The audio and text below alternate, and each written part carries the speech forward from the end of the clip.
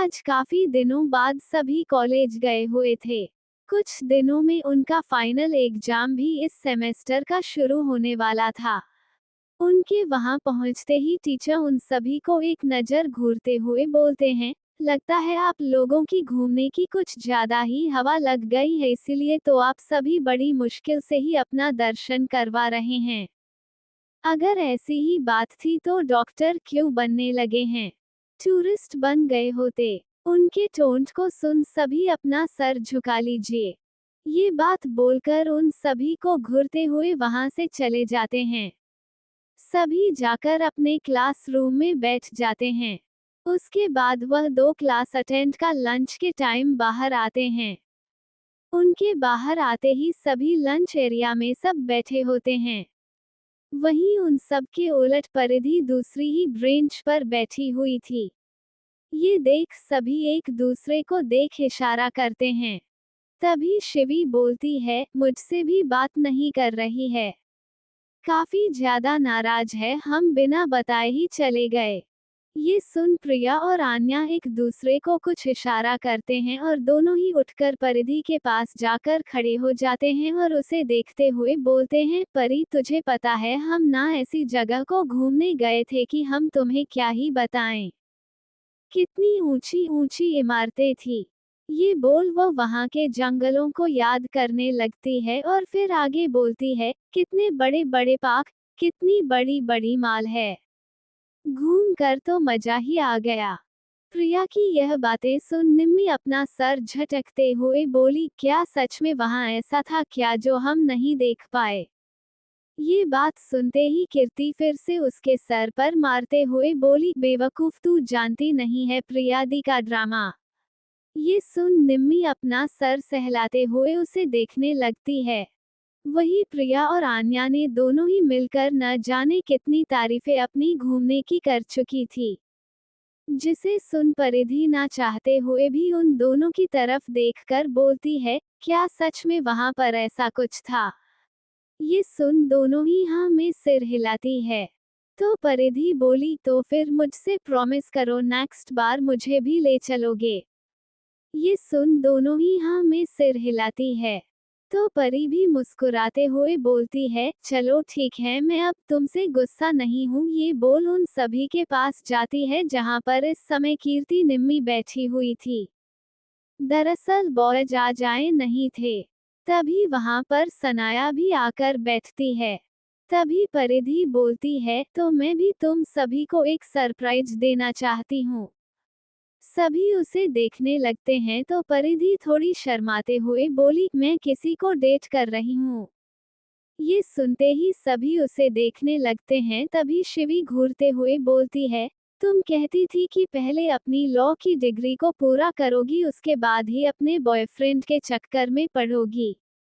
ये सुनते ही परिधि बैठते हुए वहां पर रखे गरम गरम समोसे जो अभी आए थे उसे खाते हुए बोलती है, हाँ मैंने सोचा था, पर जब लड़का इतना ज्यादा हैंडसम और उसने मुझे खुद अप्रोच किया है तो भला मैं कैसे ही मना कर सकती हूँ। ये सुन सभी एक दूसरे को देखते हैं। तभी परिधि बोलती है, वह मुझे रोज छोड़ने और पिकअप करने आता है।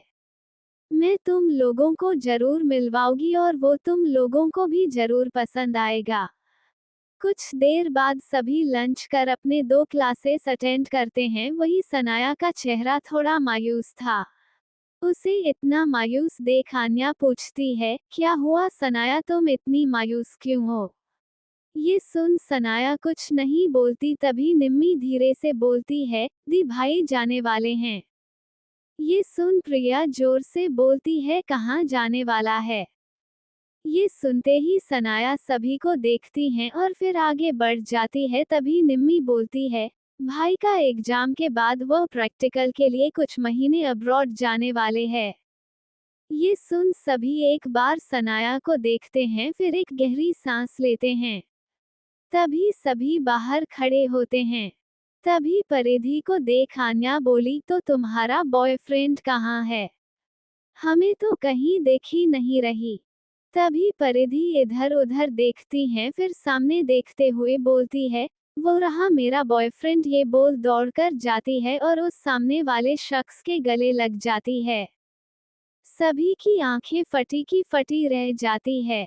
वही शिवी के हाथों की तुम मुठिया कस जाती है। सनाया भी इधर उधर देखने लगती है, सामने कोई और नहीं शिव था। परिधि शिव को पढ़कर उन सभी के सामने लाते हुए बोलती है कि ये रहे हमारे बॉयफ्रेंड। है ना स्मार्ट और हैंडसम, और आप सभी को पता ही है ये कौन है। ये कह उसका हाथ पकड़ते हुए उसके कंधे पर अपना सिर रख लेती है।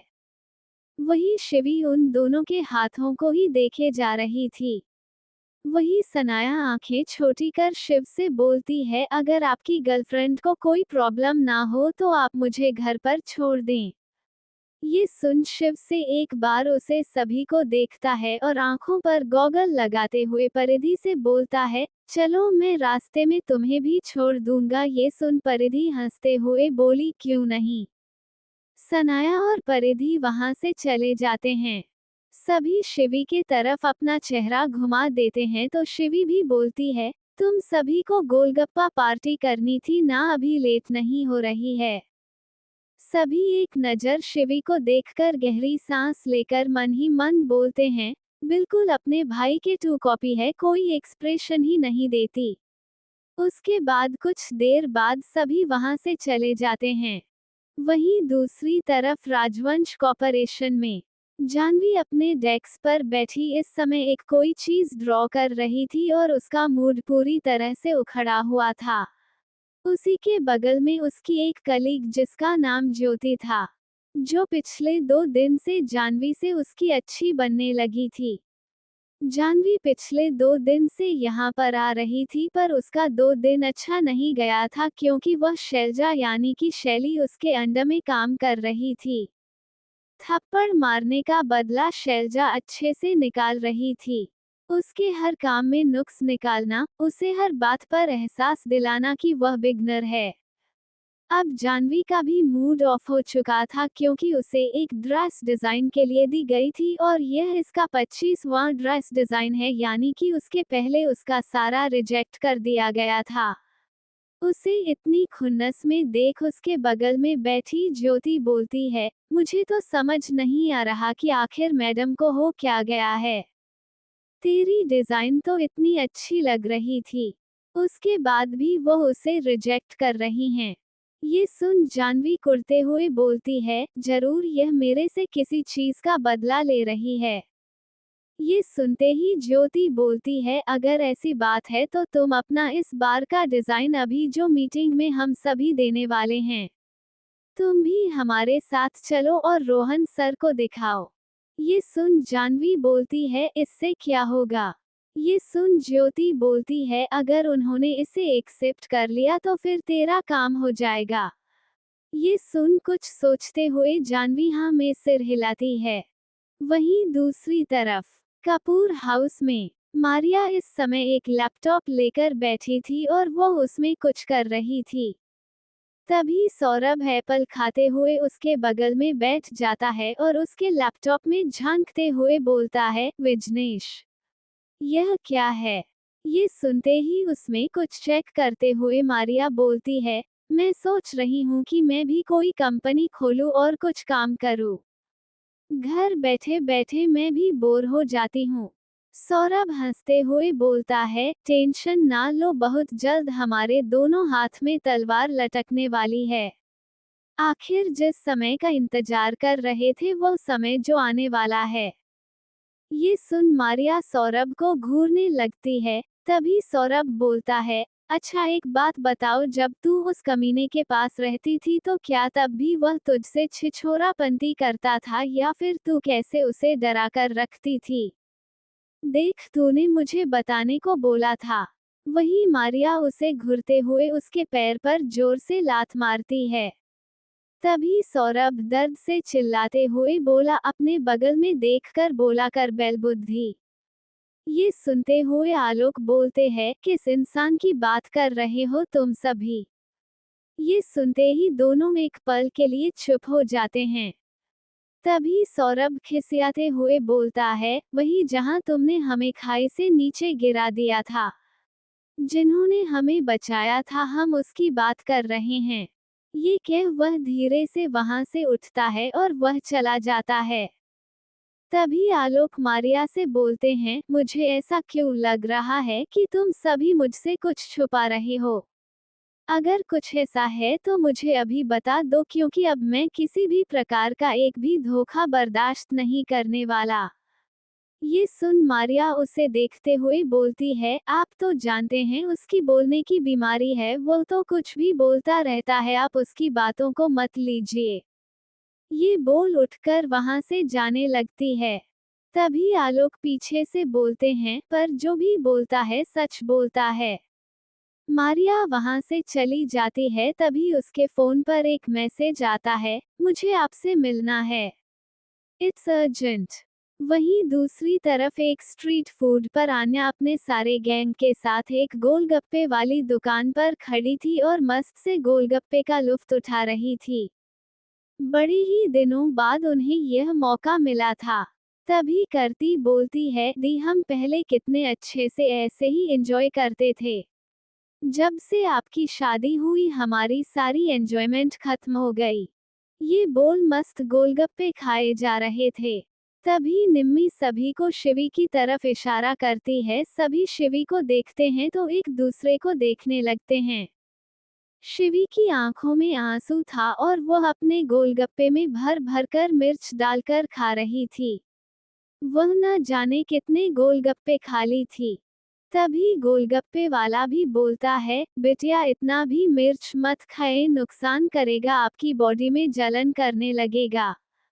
ये सुनते ही शिवी भी बोलती है, काका आप खिलाए, जब दिल में पहले से ही हद से ज्यादा जलन भरी हो तो ये गोलगप्पे कहाँ मुझे जलन देंगे। ये बोल वह एक प्लेट गोलगप्पे फिर खा लेती है। तभी आन्या बोलती है, लगता है मैंने गलती कर दी यहाँ पर आनकर। वह सभी काका को पैसा देकर शिवी को वहां से खींचते हुए लेकर निकल जाते हैं। कुछ दूर खड़ा होकर हो उसे आन्या डांटते हुए बोलती है, ये सब क्या है और तू कब से तिखा खाने लगी। ये सुन शिवी आंसू भरी आंखों को पोंछते हुए बोलती है, जब हर कोई बदल सकता है तो मैं क्यों नहीं। ये सुन आन्या बोलती है, तो शिव को परिधि के साथ देखकर तुझे बुरा लगा ना। ये सुनते ही शिवी हंसते हुए बोली, तुझे ऐसा क्यों लगता है कि मुझे उस इंसान को देखकर बुरा लगेगा जिसे मैंने बहुत पहले ही छोड़ चुका है। ये सुन आन्या में उसे घूरते हुए, तुम मुझसे झूठ नहीं बोल सकती। और रही बात जब तुझे उनसे प्रॉब्लम नहीं है तो फिर वह जिसके साथ मूव ऑन करना चाहे। शिवी दूसरी तरफ चेहरा करके बोली, मुझे फर्क नहीं पड़ता। आन्या मन ही मन में बोलती है, और ये लड़की सच में एकदम अपने खड़ूस भाई की तरह है। ये सब सोचते हुए आन्या अपने कदम पीछे लेती है। तभी एक जोर से कार आन्या की तरफ आती है। ये देख शिवी जोर से चिल्लाती है, आन्या।